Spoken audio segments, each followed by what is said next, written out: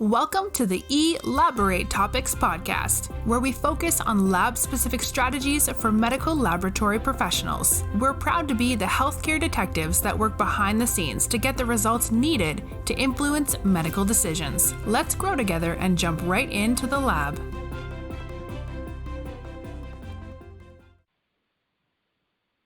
Hi friends, welcome back to another episode of Elaborate Topics. I'm your host for today's show, Stephanie Whitehead.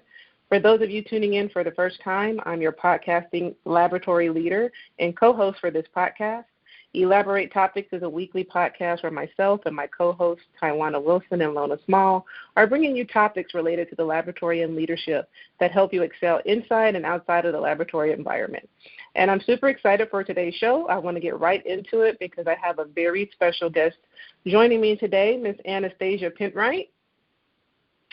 Hi. Thank you for joining me today. Hey, how are you? Doing well. Thank you so much for having me. No problem. Thank you for joining me. I know things have been crazy in Texas, particularly in Houston, over the past couple of weeks. So that with school starting and everything, I appreciate you making time for us in your schedule. Of course.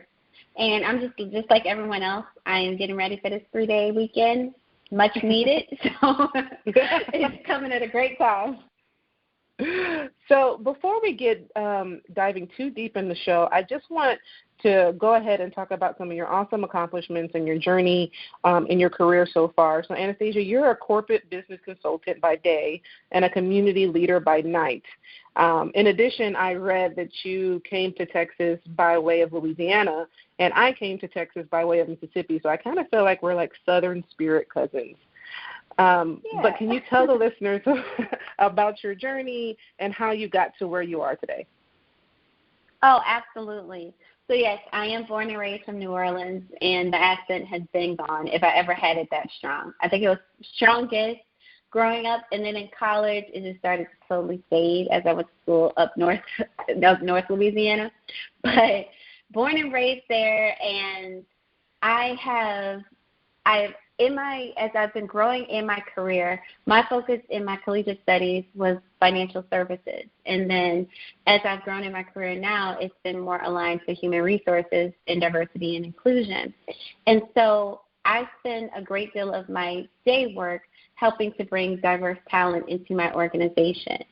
Now, when I first moved to Houston, it came from after Katrina. Now, I was in college during Hurricane Katrina, but my mom's company, this is before she retired, she was actually still working in New Orleans, and her company decided to shut down after all of the damages and relocate to Houston.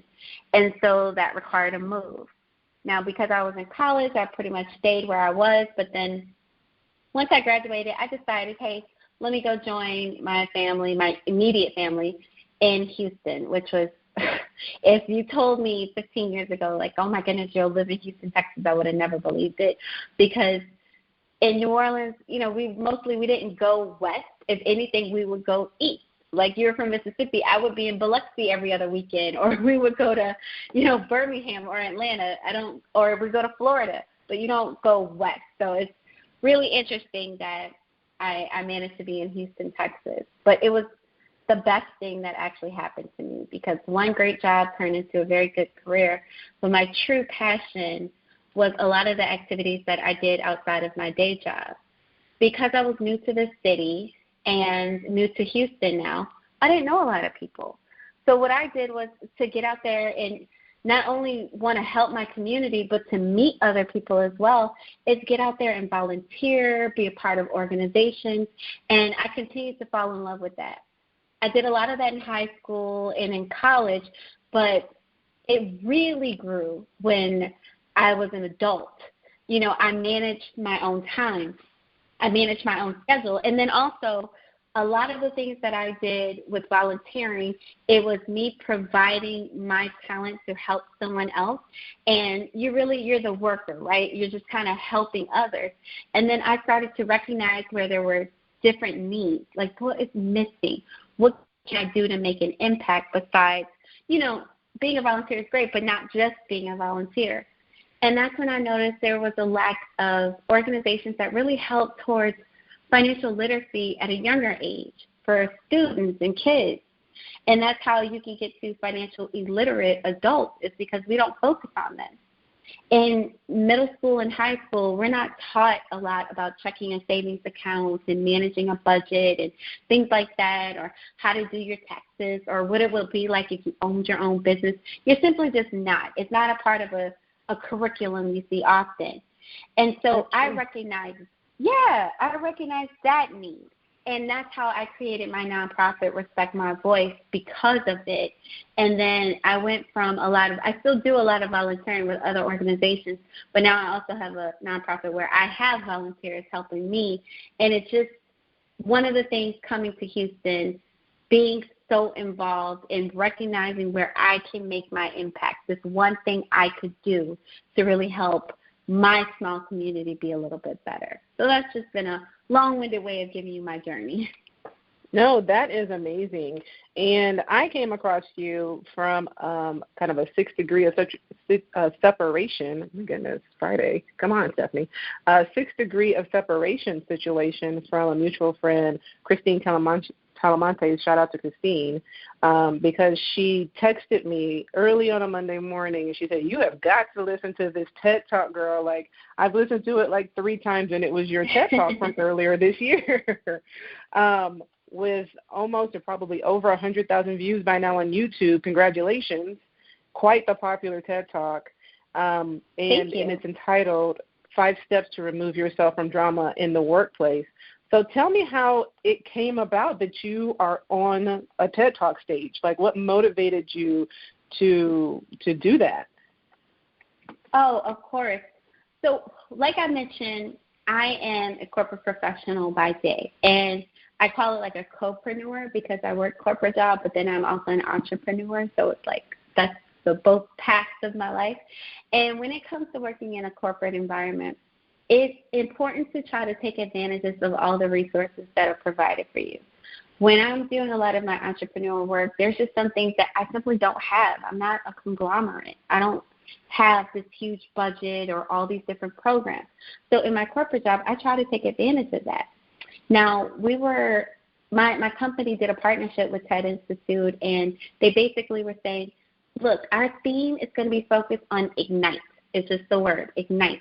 And what does ignite mean to you? What do you ignite a passion? Do you ignite a dream? Do you ignite a goal? What is ignite for you? And that's, as much as we're giving. And we were asked to work on, if you were a part of the sponsorship that my company had with TED Institute, they were saying we will allow 13 individuals from your company to present a TED Talk on a topic that is selected by us. So TED owns all of it. Yeah, and so it was from my company, which is well over 200,000 people. We had over, we have 6,000 people that applied, and 13 were selected, and I was one of those 13. And my topic was, congratulations. Yeah, thank you. And my topic focused on workplace drama. Now, when I wrote it, it was called, when I wrote it, it was how to avoid workplace drama. And then as far as with TED, as they do it, they have a whole editing team, and they are, pros out there to do research for the better title, and they selected the 5 steps to avoid workplace drama. And it was a great writing that with the TED team, because it came across so many different people. And everything I said on that stage is absolutely true. I still apply those steps, and even the way I came to it is true. Like a group of my friends, we use this app called Glide. Actually, we don't even use that app anymore. We use Marco Polo for video messaging, but we still call it Glide because we're so used to using that Glide app. But that's how I stay connected with my friends. I mentioned before, because of Katrina, I'm in Houston. Well, that also happened with a lot of the friends that I grew up with. We're all in different parts of the country. And so we don't have where we would all meet up like we did when we were all in New Orleans. We're all in different places. And so this video messaging that we do, that's our connector. And each day we'll send a message to one another, and we're just talking. Hey, what's going on? How's life? And then we will also mention about what's going on with work. And we are in completely different industries. I work in financial services, specifically human resources, but then financial services. One of my good friends at the time was working for the local city government. Then I have one of my friends who works in the news and entertainment industry. And so these are drastically 3 different types of industries.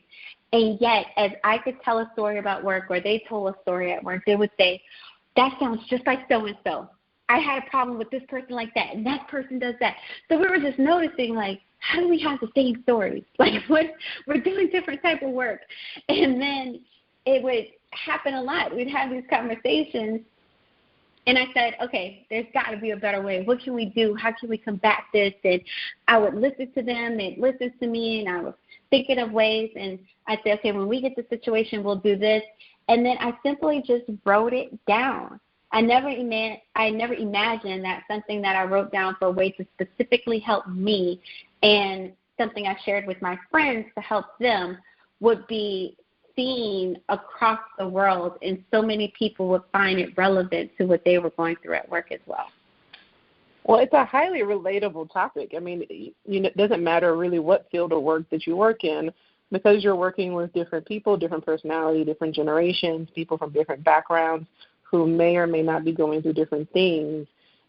There's just the potential to kind of stir all of those background emotions together and then throw a timeline in there or a deadline in there or a heavy conversated meeting in there, and then you've got just, the right recipe for a bunch of drama. And so I found it, and I'm in healthcare, I found it actually really helpful for me, particularly with everything that we're going through in healthcare with the pandemic and everything, just really a way to refocus my mind back on balance and respect and peace in the workplace and understanding what's important and recognizing why we're all here.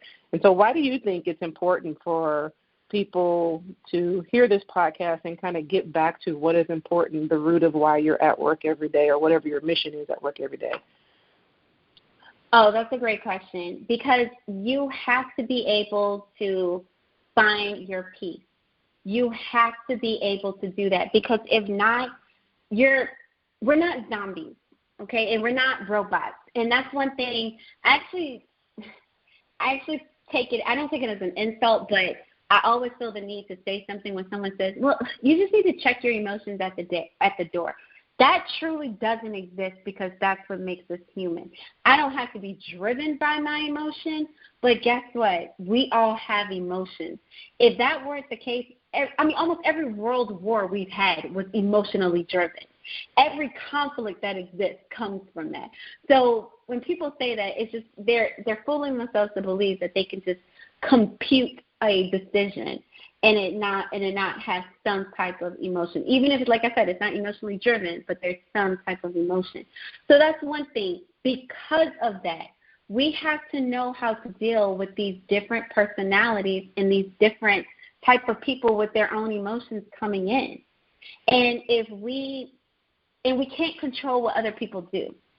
One of the things I mentioned in the TED Talk is that sometimes we put other people's expectations we put our expectations on other people, and then we get surprised or upset when they don't meet them.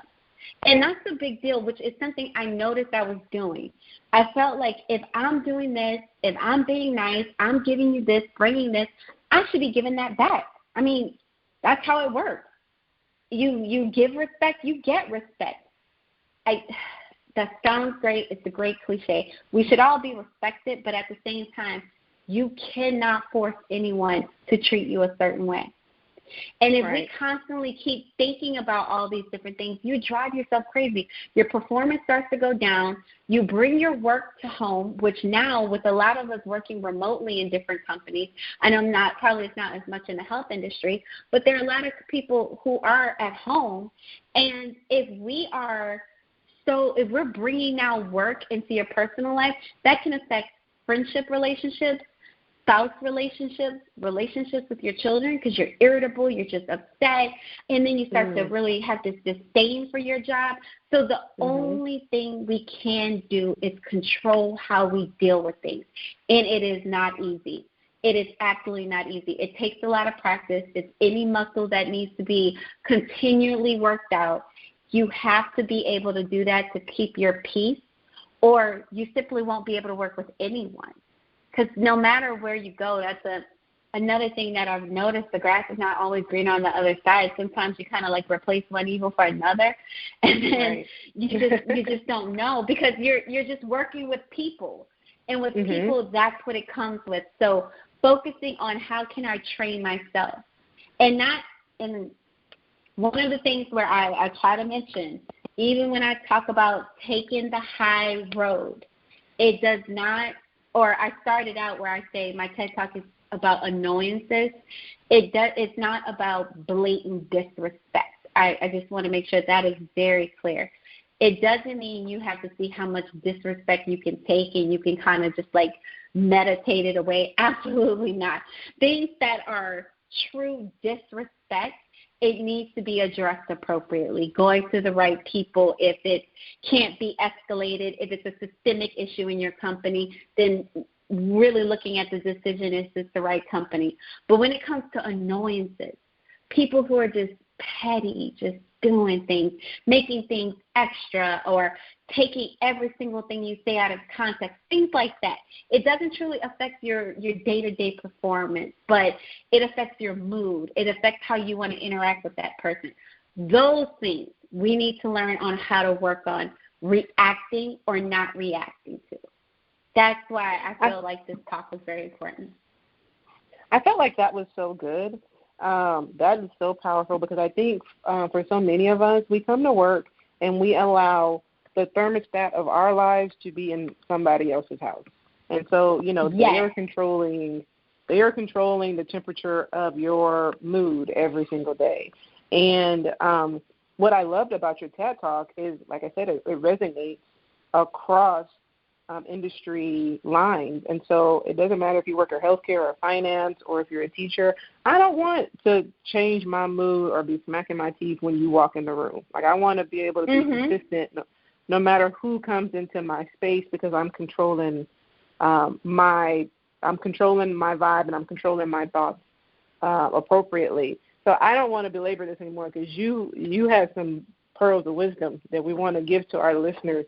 So I want to just get right into the TED Talk, because whether you're dealing with an annoying or petty person that you work with, or you're just having a hard time working with your team, your 5 steps to respond to drama that happens in the workplace really helps people to refocus on why they are at work each day. So I want to just get into your TED Talk. First, why don't you define drama? Like, what, some people would be like, quote unquote drama. Like, why don't you define what is drama in the workplace? What is all the unnecessary stuff that we're talking about? Gotcha. Great question. So how I define drama for the point of this TED Talk is going to be anything that is an annoyance that is people related. So it's not a system problem where we're behind on technology or we never have enough resources to help do my job. So not that. People driven, where the people you work with are doing things out of pocket, annoying, frustrating, taking things so out of context what you're saying, being petty, that kind of thing.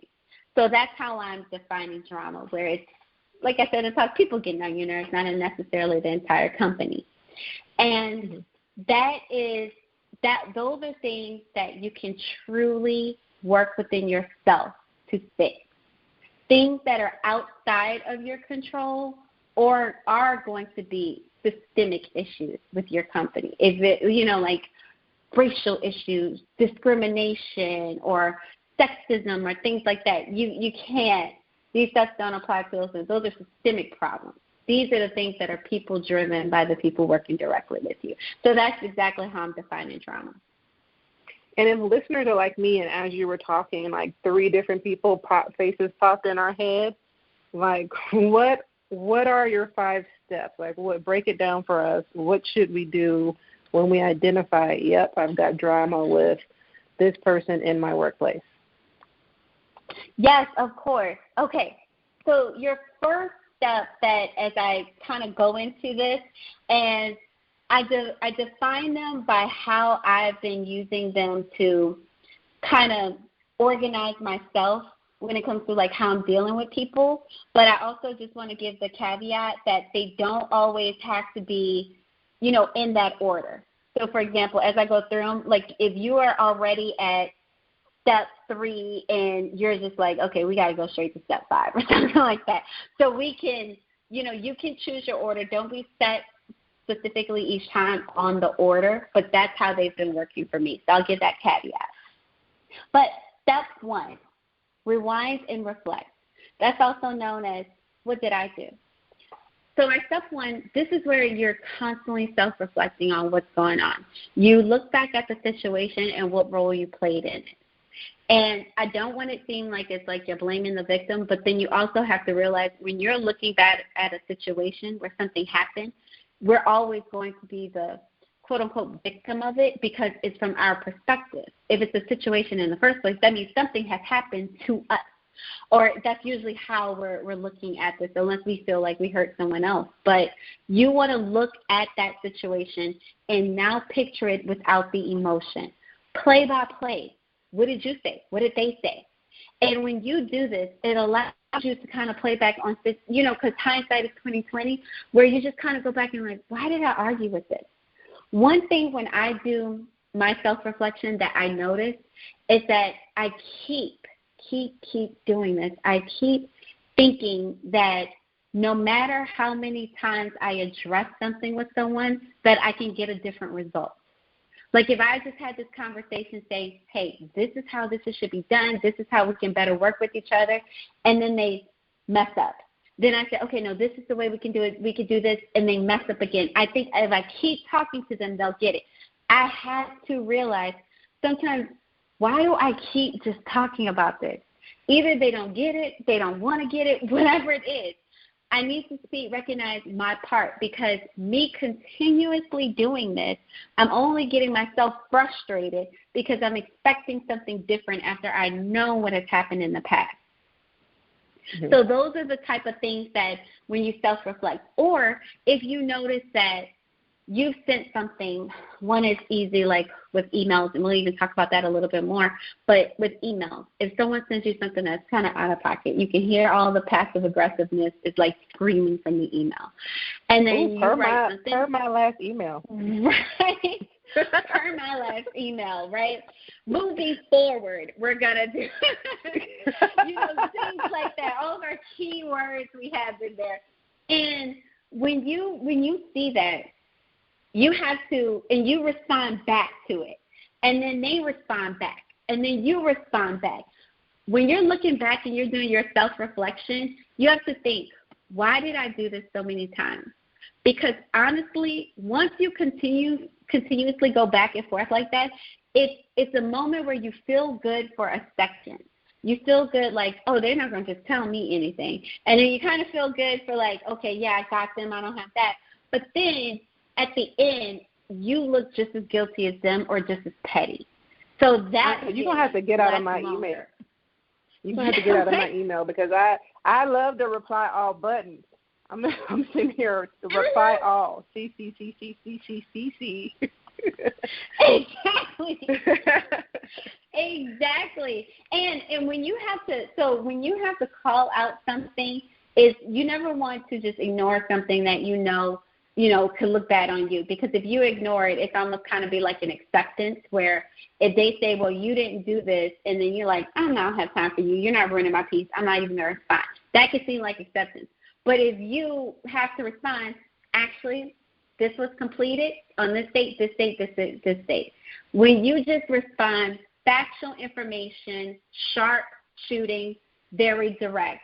No, hi, how are you? I always say I type in fluff. I'm like, happy Friday, or I hope you have a great day, and this, and smiley face, and like that. Certain people, they don't get that from me anymore. We're past that. It's, what do you need? This, and this. That's it. No, thank you. Here you go. Nothing. Direct.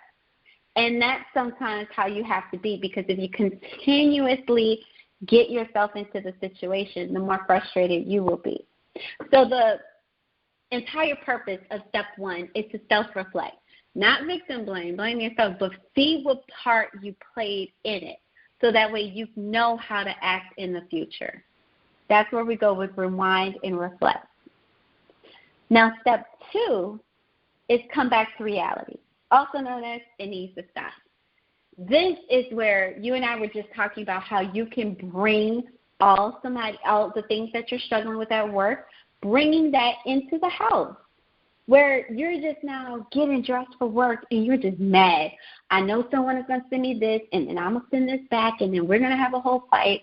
Or you're just allowing yourself to get amped up about something that hasn't happened.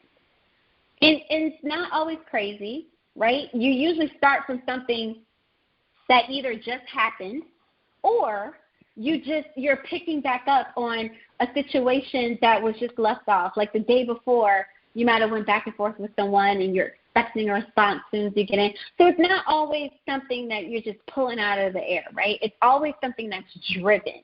And even with that, it hasn't happened.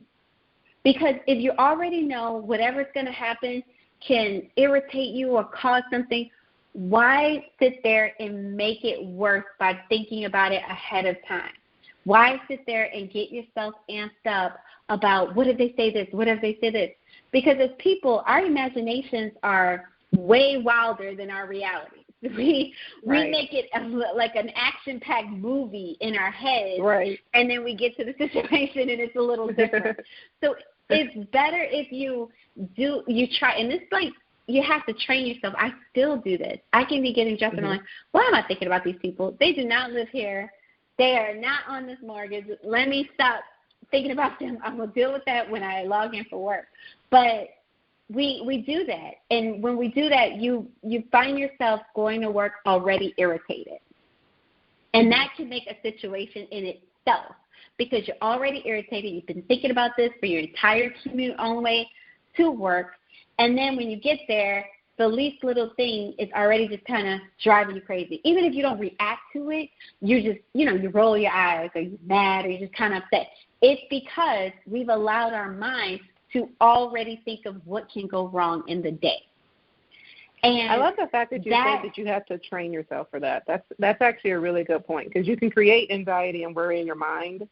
And I actually had a person who gave me really good advice, and they said, that's why they call it work. They don't call it home because you're not sleeping there. You don't have to live there. You get to leave at the end of the day, so you don't have to bring those things with you. And I hope you talk about this, but, you said you do train your mind, but what if you have people, calling you when you're not at work or texting when you're not at work and kind of bringing you back into that drama? Oh, my goodness, I can't believe that happened in the meeting today. And you guys, it's in the evening, it's dinner time, and they're kind of keeping it going. What do you do when that happens? Oh, that is just practice. I wish I had a quick switch. One of the things that I'm doing at home is that my husband, he will be that outlet. He will listen.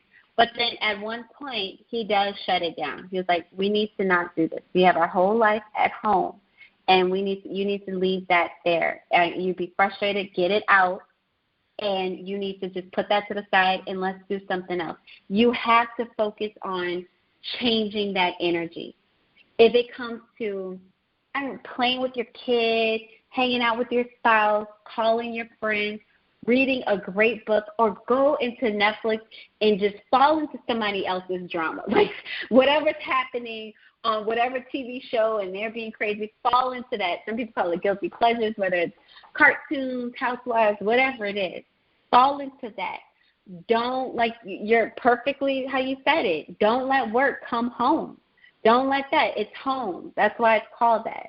And that should be your peace, not just physically as far as the place you live in being a peace and security. It should also mentally be your peace. You shouldn't be at home stressing and worrying about something that you're going to have to get up and stress and worry in real time when you get to the job. So you want to make sure that you are, and it's training. And it is trainable, which is good, but it is training yourself. Every time I see that thought comes, I kind of switch gears and I focus my energy on something positive that I need to get done, whether it's my personal work with my nonprofit, hanging out with my son, or like I said, falling into somebody else's drama on TV. where I'm just like, what were they thinking? And they're doing this, and I don't even think about work when I'm falling into somebody else's drama. That's really good. Okay, step 3. Yes. So when it comes to step 3, and hang on, let me get make sure I say it exactly how it's on there. Vent and release, also known as we need to stop. So now this, I just gave an example of with my husband. It's good to have a vent buddy at work, and this has to be someone you trust. And this has to be someone who is like your therapist, your coach, your energizer buddy when you need it, anything to you. But your vent buddy has an established relationship. This is not someone who is just happens to be with you right now. They're just, we're working on this at the same time, so we're the vent buddies right now. That's not what a vent buddy is. This is an established relationship you know you can trust. And I'll give you a little insight on one of the things that I haven't done it in a while, but this is one of the things I used to do to plant trust. To get trust. I would say something that it wasn't personal, but it was something that was not work related, and it's something if it got out to a lot of people, I wouldn't care. But I did it just to see. I said it just to see if I would hear it again from someone else. So someone that I was cool with, I'll say something. I don't know. It could be something small like, "Yeah, we're thinking about if we're gonna buy another house, maybe even move to a different city." Now, if I'm telling, and I was like, I'm just letting you know that that's just between me and you, so I'm not gonna say anything. Now, if I hear that again from somebody else, or even a hint of it or anything, because I know it's so left, it's not something that it could be possibly true at this moment right now for me or anything like that. So it's just, if I hear it again, then I know, okay, they mentioned something. They said something. Well, you planting traps for people. Okay.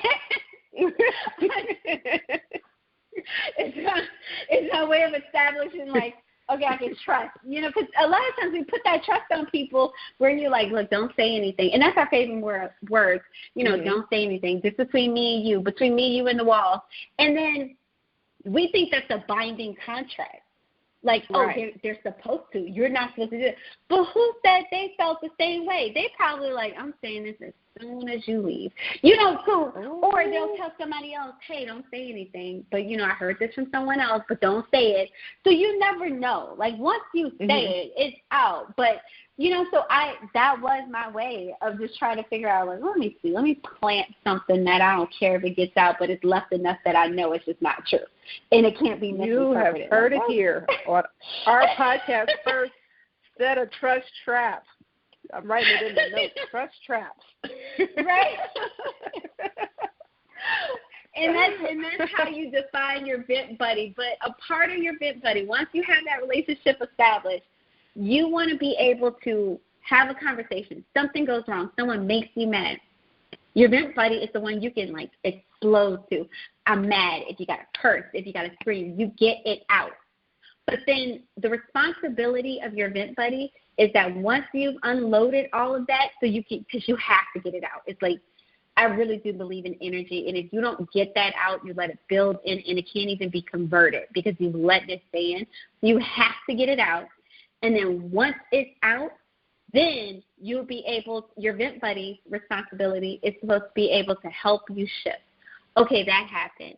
So now what do we do? How do we fix that? Sometimes it's not like a fix where, well, we'll make sure they never do that again. It's like, how are you going to handle it when they do it again? What are you going to say? Is it ignore? Is it you don't even give them the opportunity because you'll have this? Is it redirect? Say you need to address it to this person, but whatever the solution is that gives you the least amount of interaction with that person, or being able to have a better conversation with that person. But there has to be solution-based. That's what your vent buddy should be doing. They should be having that. They should be turning that vent session into a productive conversation. Mm-hmm. Okay. My favorite steps are steps 4 and 5. So I can't wait for you to get there. Step 4, learn a new language, aka we need to talk. Now, and I talked about with this one, I am not the type of person who I like to just pick up the phone at work. I'm almost email, send me an instant message, whatever you got to do. But the best way to call me is text me. Like, that's my work language. I use my email like a to-do list, and so if you send it to me in email, I'm checking off, things like that. Whereas opposed to a phone call, then I got to remember what I'm talking about, what we're doing, and just things like that. So that's my work language. That's Stacy's work language. You have to be able to understand the other person's work language, because sometimes drama can arise simply from communication barriers. I'll give you an example of what happened with me. Just the way I'm speaking now is just how I am. I think anybody who knows me, this is just me. And so I'm reaching out to someone, and I'm sending a message, a quick instant message. And the person, they'll answer and they'll respond. And then one day I did it again, and it was just something that came to me, because a part of my work language, when I send an instant message, it's not necessary. It might be something I need in real time, but it can also be like a quick thought. Like if you got a second, we can just talk out loud. There's a message. That's how I, Stacy, interpret it. Well, for the receiver, this person was saying when the way they use instant message is it's emergency. If you're sending me this message, you're interrupting what I'm doing, so you need a response within the next few seconds. I did not have that expectation of the person, but that's how they were receiving it. So then they reached out to me and said, I don't like how you make your emergencies my emergencies. And I'm thinking, wait, what? I was like, what emergency? What? Yeah, like, what? And I'm like, well, you're paying me, you're asking this, you're asking that, and this. And I'm like, well, I'm just thinking out loud. I just thought I could get your suggestion, and you're usually so responsive. Well, I'm dropping what I'm doing just to respond to you. I no idea this person was doing this. And so then that made me understand their work language. So this is what it means when I ping you, this or send you an instant message. That's what that means to you. And I had to explain, well, when I send it, this is how I'm sending it. This is my intent. And so that could have gotten ugly really quick. And for a small second, it almost did, because I didn't know where this person was coming from. Like, what are you talking about? What emergency? And why would I involve you in my emergencies? And they're like, well, apparently you do. And it could go very fast when it's simply a miscommunication. And so a lot of times, if we're seeing that, it is time to pick up the phone. Listen, what is going on? What do you need? What do you – because and I think it was Bush who said that a lot of times we judge other people by their worst actions, about a small person's worst action, and then we judge ourselves by our intent. I'm paraphrasing. I'm sure I butchered it up. But that's how we do with a lot of people. We look at how other people do stuff, and then we'll judge them for that, but then we want to be judged by our intent. Like, I didn't mean it that way. And so why can't we give them that same courtesy? And that's how you get a lot of communication breakdown. So if you understand where they're coming from, and going forward, I did not send that person instant messages unless it was an emergency. That's not how I'm with everyone else, but I know and understand their work language to know that's not what works for them. So that's the part about learn a new work language. Understand when it's time to pull up, when it's time to revisit emails. I did an example in the TED Talk where I read an email where I read it in my voice, but there's a lot of tone that can be in a lot of emails. And so it's good if you recognize that. You don't have to play off it right away. Understand the intent. All right, and I know we're getting for time, so jumping into step 5, recognizing and protecting your energy. Well, recognize and protect, also known as we need to talk. We need to take a walk. And here is the step when it's like we're done here. And when I said we need to take a walk, it's not referring to leave the organization. There are going to be times if you find yourself, if it's too much, and that's when I said going into the systemic issues, then you know that might be an option you might need to look at. But this is when it's time to walk away professionally from a person. Even if I still have to work with you, it doesn't mean I have to engage past that. I always use this where I was like old school New Orleans when your aunts and your mom, they would kiki with one another, joking and laughing. And I always say, look, I don't kiki with you. what do you need, what you need from me, what I need from you, and that's it. And that's as far as that interaction will go. And it's just, it's unfortunate because it's not like I am with everyone else. And you do want to have good relationships at work. But this is one step that I have to constantly remind myself, and I have to constantly remind my circle of trust, is that we have to acknowledge and we have to accept when you cannot change someone else and they don't want to change what they're doing, and you need to start accepting them for what they are, and then we need to adjust ourselves accordingly.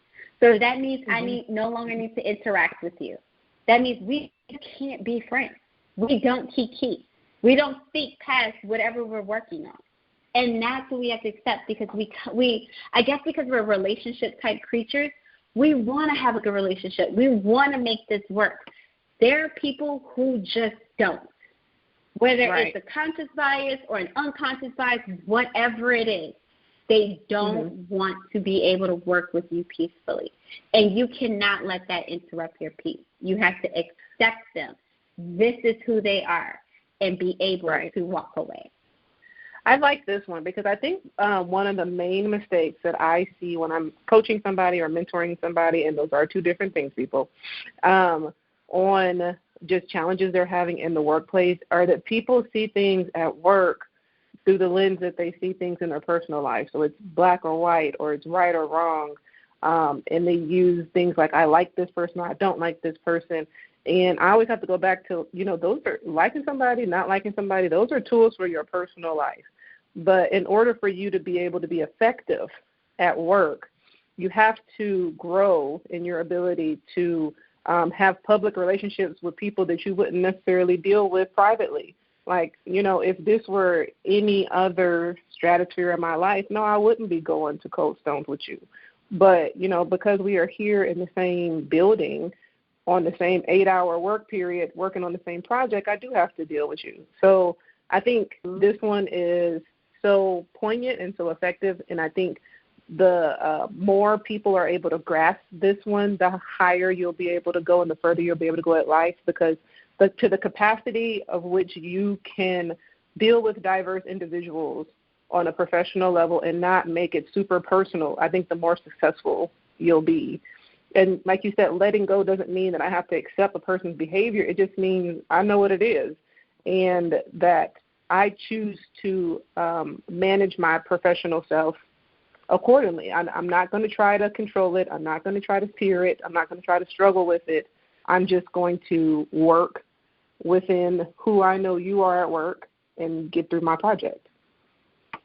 Absolutely. And I always tell a lot of people in my circle of trust, when you think about if you were giving somebody an expensive gift, like if it was like a bracelet at Tiffany's or something really nice, right? You don't just give that to anyone. You don't. You don't give that to someone you're simply working on a project with. No. They'll get something that was like $5 and below at Target if you have to do something within your team. But it's not something big. You have to think of yourself as that gift. When I'm around people or the friends I have, not to sound egotistical, but that's a gift. And I look at it with them. You don't have to be my friend. I don't have to be your friend. We're choosing this. And when we're trying to make these people want to be around us, you're basically forcing them to accept your most expensive gift, which is you. Not everyone deserves that. They don't all get to have that. So you have to really look at yourself like that, where it's not just, they didn't accept me. Well, they didn't. You didn't accept this gift in me. I'll give you an even better one, my distance. Whatever works, we keep in peace. But look at yourself as that. You're not losing out. You're gaining more of your time to get to the positive relationships you have. I love that.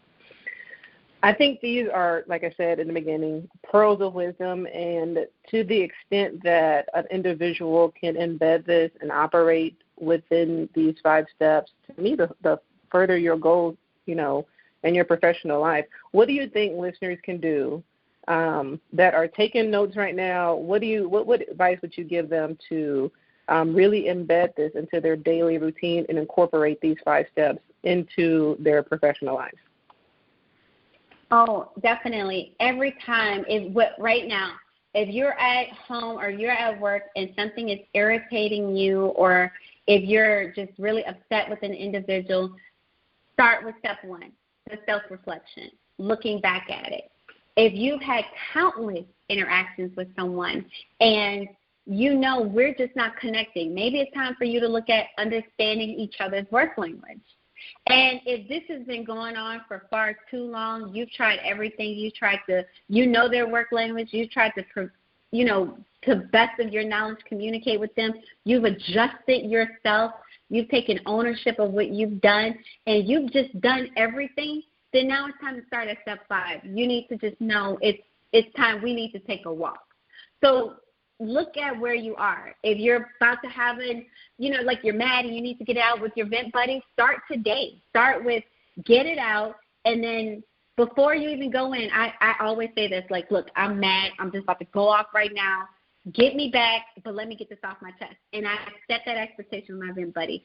And my vent buddy, luckily, she's like on top of it. She knows. She's like, all right, get it out, and then I'm going to have to get you together. Or she'll say, oh, we're going to have to get this other person together. Whatever it is, we know that expectation with one another, and start today.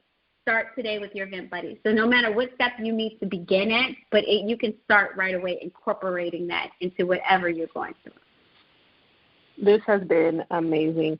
Anastasia, tell our listeners how they can reach out to you. If you have people who are just like, I need more of this, I need to, be on this bandwagon and follow this train where it's going, how can listeners reach out to you? Absolutely. Reach out to me on LinkedIn, Anastasia Penright. I believe I'm probably the only one on there, so easy to find. And then also on Instagram, Anastasia Penright. So I'm on pretty much every social media platform except TikTok, so it would either be directly Anastasia Penright or Anastasia_Penright, but either way within that search, you should find me. I thought I was the only person in the world not on TikTok, but you know what? We will be non-TikTokers together. Right. What advice would you have for our listeners as a final thought leaving? Do you have apps that you use or resources or books or podcasts or websites that you have as recommendations? Oh, definitely. One of the podcasts, I'm falling in love with that. It was easier to do when I had a commute, but now I actually take a few minutes and I pause and try to do a few more podcasts, or I'll have them on in the background while I'm working. But one of them is a lot of meditation ones that are focused. There's one that's called The Balanced Black Girl that I listen to pretty often, and as you can see, as I talked about energy a lot throughout my TED Talk and even today, I do believe in that. I mean, I've seen it work where you can be mad, you have an argument with someone else, and you're trying to make them mad, then they get mad, then all of a sudden you feel better. And even though the situation wasn't resolved, but it's like you passed over that energy. So I do believe you can pass it and you convert it, whatever it needs to be. So my advice would be really listen to a lot of meditation podcasts that focus on how to center yourself and balance that energy and convert it to positive. Great. Well, for our guests, thank you for our listening audience for tuning into the show with our special guest, Anastasia Penright, and her talking about her TED Talk, 5 Steps to Remove Yourself from Drama in the Workplace.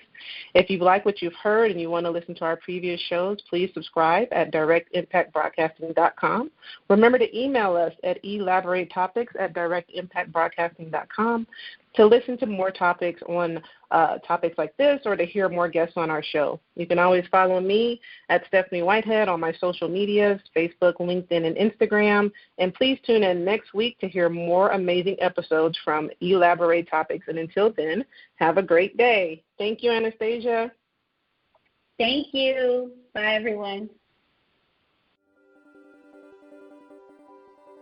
Thank you for tuning in to another episode of Elaborate Topics, where your hosts discussed relevant strategies for laboratory professionals. Please subscribe to this podcast on your favorite podcast platform and listen to us on directimpactbroadcasting.com. Stay tuned for another episode with information you can use to excel in your laboratory career.